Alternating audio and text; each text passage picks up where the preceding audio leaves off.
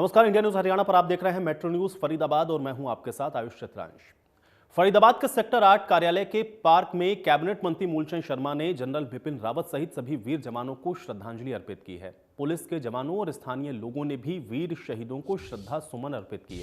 इस अवसर पर मंत्री मूलचंद शर्मा ने कहा कि देश के प्रथम चीफ ऑफ डिफेंस स्टाफ शहीद जनरल बिपिन रावत की शहादत को पूरा देश कभी नहीं भूलेगा। उन्होंने शहीदों के चित्र पर पुष्प अर्पित करके अपनी भावभीनी श्रद्धांजलि अर्पित की और 2 मिनट का मौन रखकर सभी की आत्मा की शांति के लिए प्रार्थना की गई।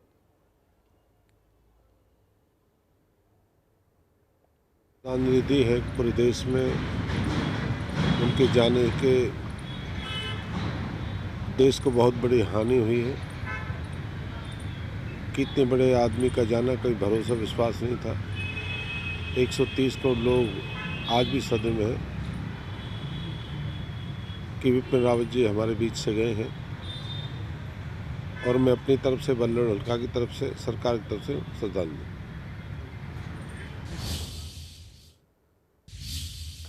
फरीदाबाद के गेस्ट टीचर्स ने परिवहन मंत्री मूलचंद शर्मा के सेक्टर 8 कार्यालय पर पहुंचकर के ज्ञापन सौंपा। दरअसल गेस्ट टीचर्स की यह मांग है कि बीजेपी सरकार ने 2014 में उन्हें पक्का करने और समान काम समान वेतन का वादा किया था, लेकिन 7 साल के बाद भी सरकार ने वादा नहीं निभाया।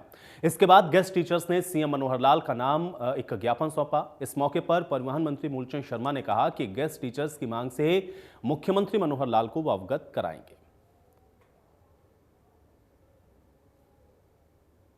गेस्ट टीचर में बहुत लंबे समय से डिमांड है उनकी, जो पूर्व की सरकार में ये हाई कोर्ट से इनको निकाल दिया था और उस समय शिक्षा मंत्री आदरणीय रामलाल शर्मा जी थे। उन्होंने ये लगे थे पूर्व की कांग्रेसी सरकार में डीसी रेट पर और उन्होंने घोषणा करी थी कि इनको हम कोई समाधान ऐसा निकालेंगे कि इनकी नौकरी नहीं जाए। और इनकी शायद प्रदेश के मुख्यमंत्री मनोहर लाल जी ने इनकी जो ग्रेड थी तनख्वाह का थी वो फिक्स की थी। अब इनकी मांग है कि भाई हमारे उसको नहीं फिक्स नहीं कराया, उसको और बढ़ाया जाए कि हम सबके साथ काम करते हैं उतना ही सम्मान अपना।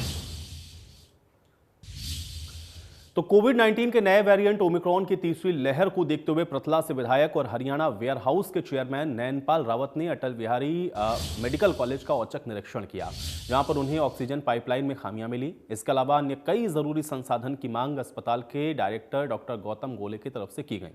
विधायक नैनपाल रावत ने यह आश्वासन दिया है कि मुख्यमंत्री मनोहर लाल से वो बात करके इन सभी खामियों को जल्द ही दुरुस्त करने की कोशिश करवाएंगे और जनता को अच्छी स्वास्थ्य सेवाएं उपलब्ध कराई जाएंगी। नैनपाल रावत ने बताया है कि 2250 लीटर प्रति मिनट की उत्पादन क्षमता के साथ में ऑक्सीजन प्लांट भी तैयार किए गए हैं।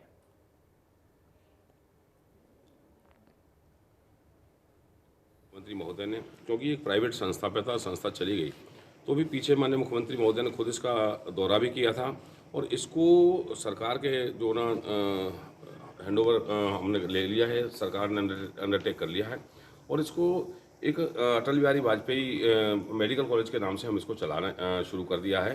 बहुत सारी चीज़ें इसमें भी होनी है, जैसे मैनीफोल्ड का काम है। जब आप पीछे देख रहे हो तो जब हमारी सेकंड वेव आई थी तो उसमें हमारे यहाँ के डायरेक्टर और यहाँ के स्टाफ ने इनको जो ना मैनीफोल्ड जो है यहाँ के ख़राब था, ख़त्म था, तो इन गैस के जो सारे सिलेंडर हैं उनको अलग से जो ना ले जा करके और पेशेंट को जो ना बचाने का काम किया। लेकिन इसमें बहुत सारे काम अभी अधूरे हैं, क्योंकि बहुत हम जब से आए हैं यहाँ पे तो ये मेडिकल कॉलेज और हॉस्पिटल शुरू करने में पूरी तरह से मैं और मेरा स्टाफ लगा हुआ है। तो हम जो भी प्रशासन को या शासन को हम इनका जो प्रपोजल देते हैं उन पर तुरंत प्रभाव से कार्रवाई हो रही है। हमें प्राथमिकता से गैस मैनिफोल्ड ये जो है ना इनका आवश्यक है। फिर फायर सेफ्टी के लिए जो है। तो फरीदाबाद के भारत कॉलोनी में बाबा साहेब भीमराव अंबेडकर भवन जमीन पर कब्जा करने के विरोध में सैकड़ों लोगों ने विधायक नरेंद्र गुप्ता को एक ज्ञापन सौंपा है।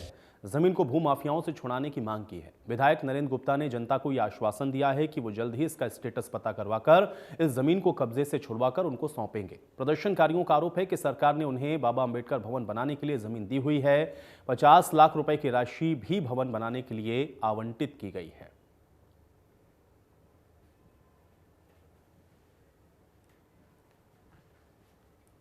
के अंदर 3800 गज जगह सरकारी ज़मीन है निगम की। नगर निगम ने उसमें से 2000 गज ज़मीन बाबा साहब भीमराव अम्बेडकर भवन निर्माण के लिए दे दी है। 50 लाख रुपए का फंड भी दे दिया बाबा साहब भवन के लिए जी। वहाँ पर कई लोग अवैध मंडी चलाते हैं सब्जी और अवैध वसूली करते हैं उनसे। अब उनको ये लगा कि तुम्हारी दुकानदारी बंद होने वाली है और तुम इन लोगों को भड़का दो, बाबा साहब का भवन नहीं बनेगा, तुम्हारी मंडी चलती रहेगी। तो जो लोग हैं सब्जी मंडी वाले वो भड़का दिया उनने। हमने कहा भाई तुम भड़क क्यों रहे हो, तुम्हारा क्या मतलब है, तुम्हारी ज़मीन है तुम बताओ।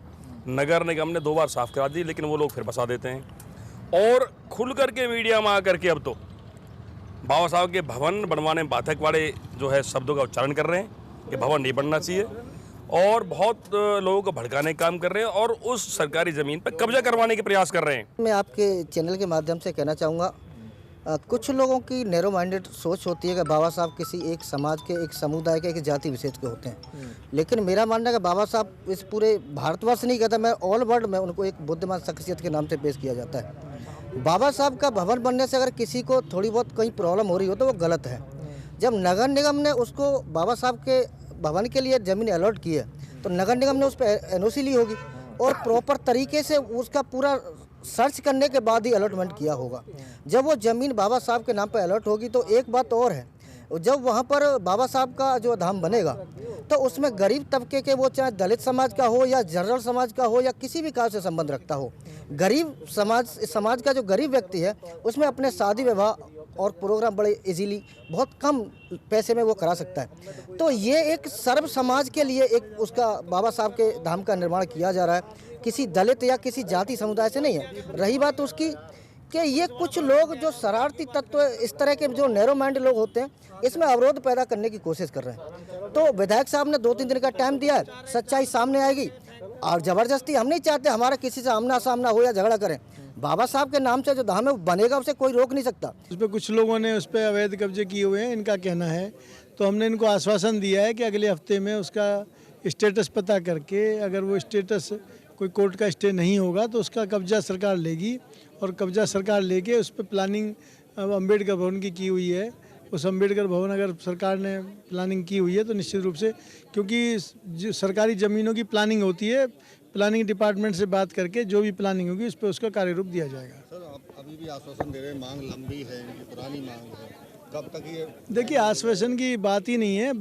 हमारा माननीय मुख्यमंत्री जी का आदेश है और हमारी जिम्मेवारी है, जनता ने हमें वोट दे के बनाया है। सरकार की जितनी भी संपत्ति है उसमें अगर किसी के कब्जे हैं अवैध रूप से तो उनको सारे को खाली कराना है और उसके मंथली हम मॉनिटरिंग कर रहे हैं।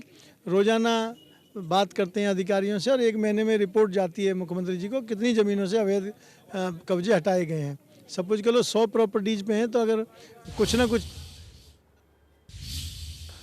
फरीदाबाद में आंगनवाड़ी वर्कर यूनियन की 8 तारीख से शुरू हड़ताल 18 तारीख तक बढ़ा दी गई है। आंगनवाड़ी की महिलाओं का कहना यह है कि हड़ताल 4 दिन के लिए रखी गई थी, पर इसे अब 8 दिन के लिए और बढ़ाया गया है।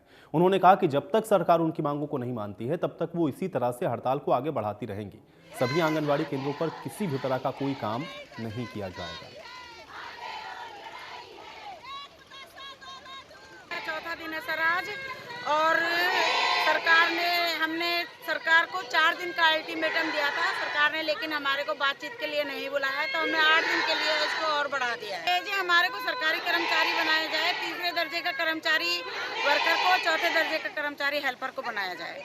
और जब तक ऐसा नहीं करती है सरकार, 24,000 न्यूनतम वेतन वर्कर को और 16,000 हेल्पर को दिया जाए। अच्छा, कैसे है आप किस लिए बैठे हैं आज प्रदर्शन पे आप लोग? अपनी मांगों को मनाने के लिए, जो कि पहले हमने हड़ताल की थी सन 2018 में जी। उस टाइम हमने 12 सूत्रीय मांग पत्र दिया था जिसमें सरकार ने सहमति जताई थी, लेकिन उन पर पूरे गौर नहीं किया गया। तो इसलिए हमने फिर से हड़ताल जारी किया ताकि हमारी मांगों को आगे रखा। ओल्ड फरीदाबाद रेलवे स्टेशन पे मौत का सफर दिखा है। ओल्ड फरीदाबाद पर आने और जाने वाली EMU ट्रेनों में सुबह और शाम दैनिक यात्री अपनी जान को जोखिम में डाल करके यात्रा करते हैं। दैनिक यात्री अपनी जान हथेली पर रख करके सफर तय करते हैं। कभी भी उनका यह सफर उनका आखिरी सफर बन सकता है। दैनिक यात्री ट्रेन के 2 डिब्बों के बीच में डिब्बों को जोड़ने वाली खाली जगह पर खतरनाक सफर करने को भी मजबूर होते हैं और यह जद्दोजहद जानलेवा सफर उन्हें समय पर ड्यूटी और जल्द घर पहुंचने के लिए करना पड़ता है। लेकिन ना तो रेलवे और ना ही RPF को इसकी कोई सुध है। शायद उन्हें किसी बड़े हादसे का इंतजार है। इसके बाद RPF और रेलवे विभाग अपनी इस कुंभकर्णीय नींद से जागेगा।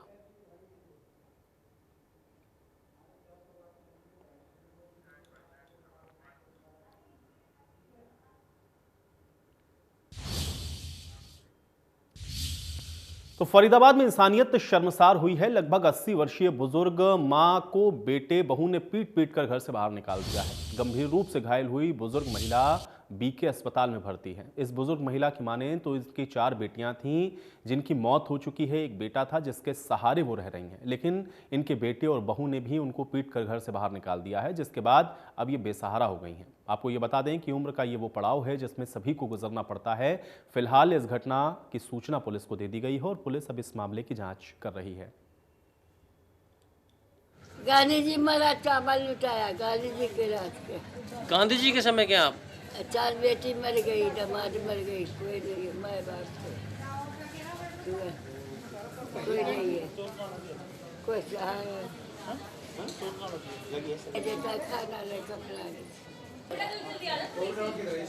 कोई नहीं है। कौन मारा है? बेटा बहू? बहू मारा है। और चलिए अब वक्त है इस वक्त की हेडलाइंस का। प्रेजेंटेड बाय 90 वर्षों से महिलाओं की नंबर 1 आयुर्वेदिक औषधि वेटॉनिक हेम पुष्पा।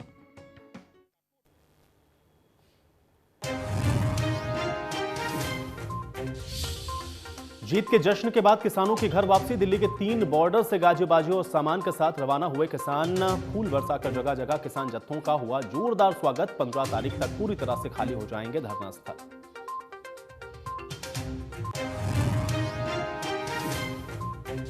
किसानों के घर वापसी पर बोले टिकैत, कहा किसानों और सरकार के बीच है समझौता, आंदोलन खत्म नहीं, फिलहाल किया गया है स्थगित। चढ़ूनी बोले साल भर के संघर्ष के बाद आज किसानों के विजय का पर्व।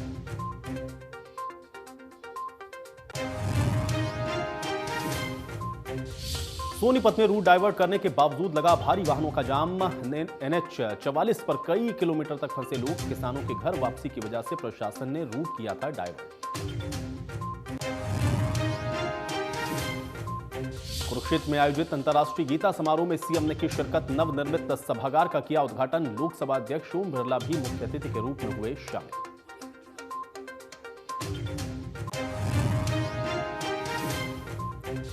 रानिया में स्कूटी और कार में टक्कर। हादसे में स्कूटी सवार 2 छात्राएं घायल। सीसीटीवी में कैद हुई हादसे की तस्वीर। दोनों छात्राओं को अस्पताल में भर्ती कराया गया।